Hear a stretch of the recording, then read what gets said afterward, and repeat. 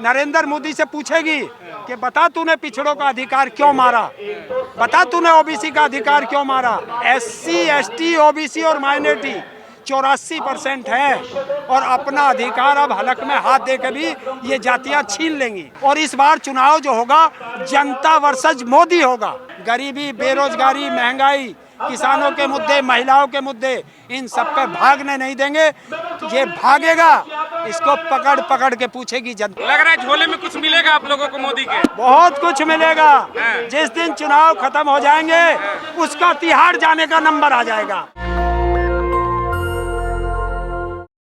ताऊ, जिस तरीके से राहुल गांधी को दिखाया जा रहा है कि रावण के रूप में भारतीय जनता पार्टी के अपने हैंडल से चुनावों से पहले फिर से व्यक्तिगत हमले शुरू हो गए हैं, क्या कहेंगे इस पर? जब तुम्हारे पास अपने काम के प्रति कुछ बताने के लिए ना हो तो जनता का मुद्दों से ध्यान भटकाने के लिए सरकारें ऐसा करती। उनको अपना काम करने दो, जनता अपना काम कर देगी और 2024 में इन्हें रावण, राक्षस सब दिखाई दे जाएंगे और ये अपने अपने घर चले जाएंगे। भाजपा फिर से घुमा फिरा करके वही राजनीति के जो राजनीति में धर्म है उसको ला रही है, बार बार रावण राम, राम रावण, यही हो रहा है। देखिए, वो लोग अपना काम करेंगे, तुम अपना काम करो ना। जनता अपना काम करेगी। जब उसके घर पे सांसद, विधायक आएंगे, बीजेपी के नेता आएंगे, उसको पकड़ के बैठाएंगे, बस ये बता दे 10 साल में तूने मेरे क्षेत्र में क्या किया, मेरे कितने बच्चों को रोजगार दिया, कौन सा हॉस्पिटल बनाया, कौन सा स्कूल बनाया, कौन सी इंडस्ट्री लगाई। ये सब अब जनता जागरूक है, अब पूछेगी। बहुत हुई महंगाई की बार, ये 2014 का नारा था इनका, तो अब वो पूछेगी जनता। बहुत हुआ नारी पर अत्याचार, ये सारे दोहे इनके ऊपर अब लागू करेगी जनता। ताऊ जी, 2 अक्टूबर को बिहार में जातिगत जनगणना की रिपोर्ट आई, उसके बाद केंद्र सरकार से मांगे उठाई कि पूरे देश में जातिगत जनगणना हो, लेकिन मोदी की इस पर चुप्पी है। देखिए, जो मोदी जब आया था तो ये ओबीसी का बन के आया था, ओबीसी का लाल बन के आया था।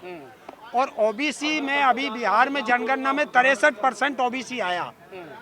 और जब पता चला कि दिल्ली के अंदर जो इसके सचिव हैं वो 90 में 3 ओबीसी हैं, तो ओबीसी का सबसे बड़ा दुश्मन अगर कोई है तो वो नरेंद्र मोदी है।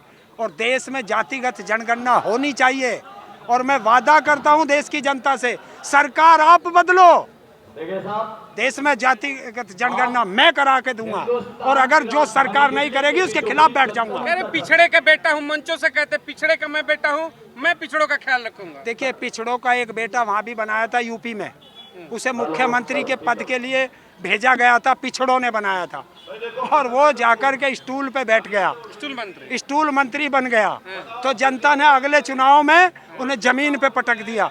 लेकिन ये राजनेता है, पिछले दरवाजे से आके फिर स्टूल पे बैठ गया। तो अब जनता इनसे पूछेगी, नरेंद्र मोदी से पूछेगी कि बता तूने पिछड़ों का अधिकार क्यों मारा, बता तूने ओबीसी का अधिकार क्यों मारा, एससी का अधिकार क्यों मारा, एसटी का अधिकार क्यों मारा।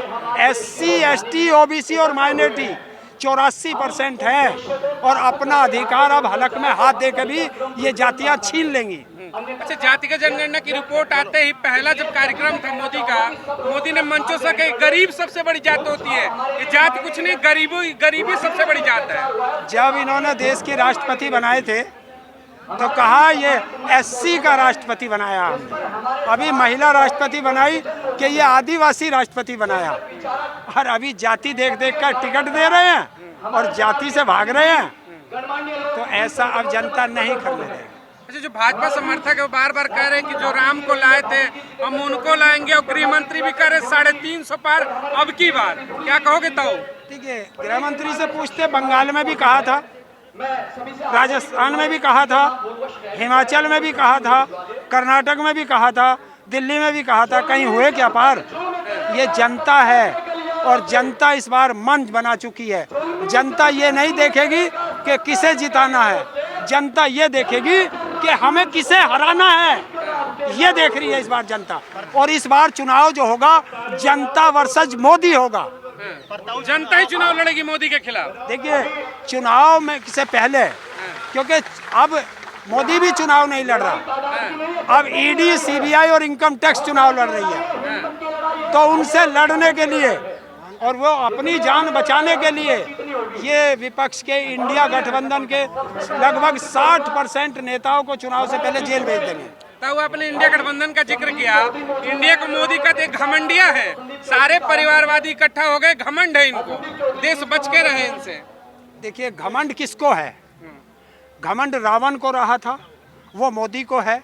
मणिपुर की बेटियां न्याय मांग रही हैं, क्या मोदी बोला? ये घमंडी है। अडानी देश को लूट रहा है, मोदी लुटवा रहा है, अडानी पर मोदी कोई जवाब नहीं दे रहा, ये घमंडियां हैं। नौजवान युवा रोजगार मांग रहे हैं, मोदी चुप है, ये घमंडियां हैं। 15 लाख के मुद्दे पर पूछते हैं, नहीं जवाब देता, घमंडिया है। 2 करोड़ रोजगार हर साल दूंगा, घमंडिया है। किसान की आय दुगनी कर दूंगा, घमंडिया है। हर घर हर परिवार के छत होगी, ये घमंडिया। तो घमंडिया इसे कहते हैं। अच्छा, मोदी पे अगर हम बात करें तो एक सवाल ये उठता है कि मोदी अच्छे दिन के वादे कर आए थे, फिर हो रहा है कि 24 में लाइए। वर्तमान की सरकार को कहते हैं कि रामराज चल रहा है, स्वर्णिम काल चल रहा है। क्या ऐसा है या धरातल पर कुछ और ही दिख रहा है? जहाँ 4-4 साल की बच्चियों के साथ रेप होता हो, जहाँ हमारी बेटियों को नंगा घुमाया जाता हो, है क्या आप हाथरस कांड भूल गए? अंकिता भंडारी उत्तराखंड का कांड भूल गए? क्या उन्नाव कांड भूल गए? क्या लखीमपुर खीरी कांड भूल गए? क्या मणिपुर कांड भूल गए? कोई सा कांड आप भूले? इसे में राम राज में बताइए किसकी इस्मत लूटी थी? ये राम राज नहीं, कंस राज है। कंस राज है। तब मार्च में चुनाव है, मार्च से पहले ठीक जनवरी में 14 जनवरी के बाद राम मंदिर के दर्शन के लिए दरवाजे खोले जा रहे हैं। आपको क्या लग रहा है, चुनाव से पहले कहीं ना कहीं पॉलिटिकल गेम हो रहा है? देखिए मंदिर के दरवाजे खुलते हैं, मंदिर बनते हैं, मस्जिद बनती है, गुरुद्वारे बनते हैं, चर्च बनते हैं, उनसे लोगों को रोजगार नहीं मिलता, उनसे लोगों को रोटी नहीं मिलती। ये धर्म के काम है, वो चलते रहेंगे। सरकार से सवाल होगा कि सरकार ने क्या किया। सरकार को भागने नहीं देंगे। गरीबी, बेरोजगारी, महंगाई, किसानों के मुद्दे, महिलाओं के मुद्दे, इन सब पे भागने नहीं देंगे। ये भागेगा, इसको पकड़ पकड़ के पूछेगी जनता। अब आपका पकड़ के पूछोगे। रमेश बिदूड़ी, उन्होंने संसद में एक बयान दिया था, तो बसपा के जो सांसद है उन्होंने कहा ओए तरीके से शब्दों का इस्तेमाल संसद के अंदर, नई संसद के अंदर, इसे कैसे देखते हैं आप? भाई आप उसे लोकतंत्र का मंदिर बताते हैं और लोकतंत्र के मंदिर में ये भाषा नहीं बोलती, तो मैं उसे लोकतंत्र का मंदिर नहीं मानता जिसमें ऐसी भाषा बोलती हो। चुनाव के वक्त जो जनता है ये महंगाई, बेरोजगारी, हर चीज भूल जाती है, धर्म पहले आ जाता है हर चुनाव में, ऐसा क्यों? अब के देखना, इस बार ना जाति चलेगी ना धर्म चलेगा। इस बार जनता महंगाई, बेरोजगारी, शिक्षा, किसानों के मुद्दे, महिलाओं के मुद्दे, इन सब पे, और सबसे बड़ा चलेगा जातीय जनगणना चलेगी। हाल में मोदी जी ने जो इजराइल पर बोला है, वहाँ पे जो जंग हो रही है, और मणिपुर में जो देश में हो रहा है उस पर नहीं बोला, तो इस पर क्या कहेंगे? देखिए मोदी के नक्शे में मणिपुर भारत में नहीं है, इसलिए नहीं बोला होगा। इजराइल उसके नक्शे में होगा, ये तो जवाब वही दे सकता है। लेकिन देश की जनता पूछ लेगी कि मणिपुर हिंदुस्तान का हिस्सा है या नहीं है, वो जनता पूछ लेगी। देश के अंदर 48% महिला है। अब महिला बेलन लेके तैयार है अपना जवाब पूछने के लिए। तो जैसे ही इंडिया गठबंधन का नाम इंडिया पे रखा गया, कुछ नेता न ये चर्चा उठाने लगे कि इंडिया नाम गुलामी का प्रतीक है, भारत रखा जाएगा। इतना डर है क्या? देखिए मेरे संविधान में लिखा है India that is Bharat. India ही भारत है, भारत ही इंडिया है। आप उसे इंडिया कहें, भारत कहें, हिंदुस्तान कहें, हैं? Make in India, made in India, Khelo India, बढ़ो इंडिया, प्रेसिडेंट ऑफ इंडिया, हैं? रिजर्व बैंक ऑफ इंडिया, हर चीज में इंडिया लग रहा है। तो क्या ये सब गुलामी के प्रतीक हैं? और राष्ट्रपति महोदय जिस भवन में बैठी है वो भी उन्हीं अंग्रेजों ने बनाया। वहाँ पर भी तो प्रेसिडेंट ऑफ भारत लिखा जा रहा है। तो सबसे पहले उसे छोड़ देना चाहिए था राष्ट्रपति भवन, तब बात करते। अच्छा 24 में एक आखिरी सवाल लूंगा, 24 में क्या उम्मीद है, इंडिया गठबंधन कितनी सीटों पर बेहतर परफॉर्म करेगी? देखिए इतनी पे करेगी आपने सोचा नहीं, सरकार बदल देगी, ये पूरा कंफर्म झोला उठ जाएगा इस बार, है। झोला उठ जाएगा इस बार, झोला जाएगा कंधे पे लद के, लेकिन चेक होकर के जाएगा, अच्छा चेक होगा, चेक होकर के जाएगा, क्योंकि देश को इसने दिया कुछ नहीं है तो लेके क्या जाएगा। लग रहा है झोले में कुछ मिलेगा आप लोगों को मोदी के? बहुत कुछ मिलेगा, जिस दिन चुनाव खत्म हो जाएंगे उसका तिहाड़ जाने का नंबर आ जाएगा।